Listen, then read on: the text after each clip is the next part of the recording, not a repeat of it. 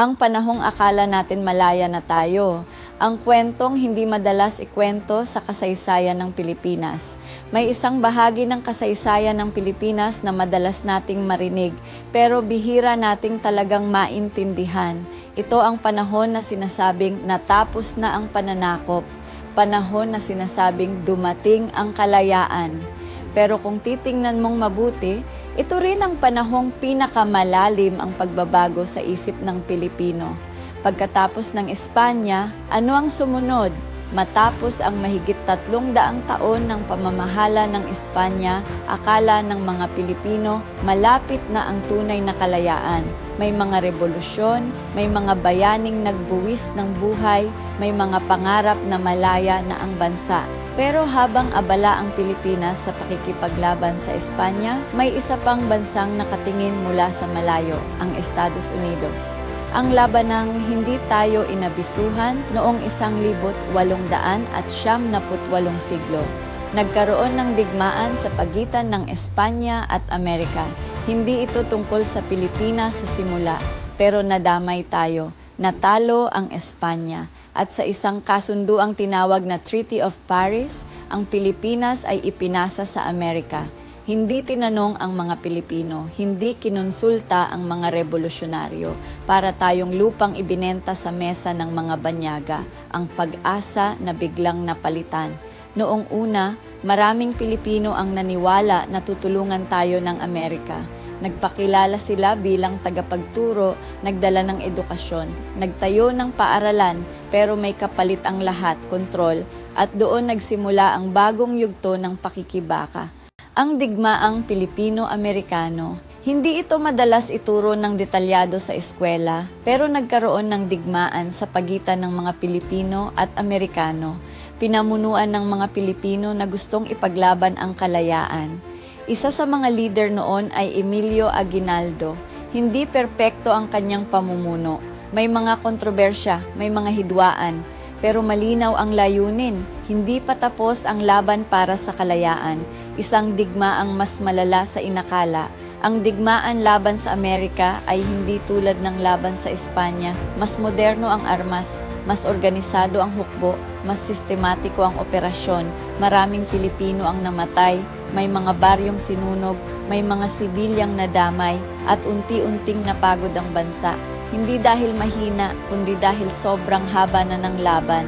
Ang bagong paraan ng pananakop, hindi tulad ng Espanya na direktang namuno, iba ang estilo ng Amerika, hindi puro dahas, ginamit nila ang edukasyon, ginamit ang wika, ginamit ang sistema. Tinuruan ang mga Pilipino ng Ingles, ipinakilala ang modernong pamahalaan, nagbigay ng oportunidad, pero habang ginagawa iyon, unti-unti ring nababago ang pagkakakilanlan.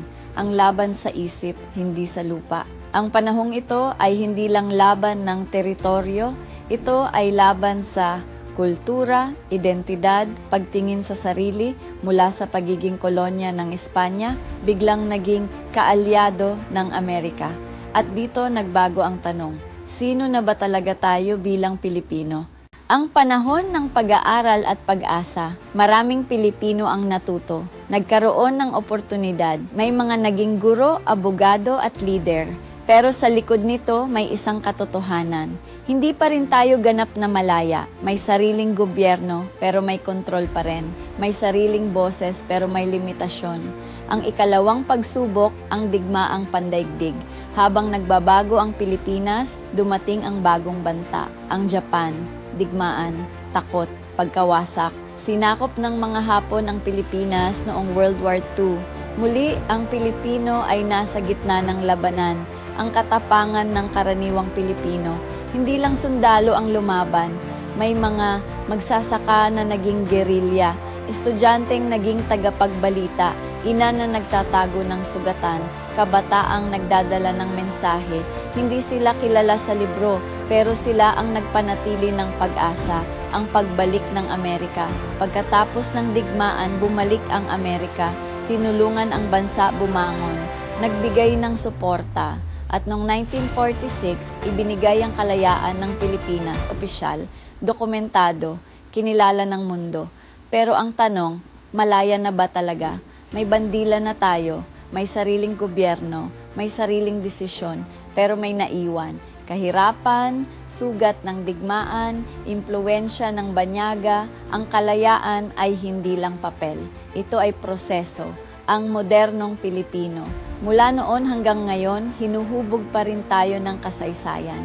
May mga impluwensyang banyaga, may sariling kultura, may halong tradisyon at modernidad. Hindi na tayo tulad noon, hindi rin tuluyang iba ang pattern ng kasaysayan. Kung mapapansin mo, may dumadating, may nagtuturo, may kumukontrol, may lumalaban paulit-ulit. Hindi lang sa Pilipinas, kundi sa buong mundo. Ang hindi madalas sabihin, ang kasaysayan ay hindi lang tungkol sa pananakop.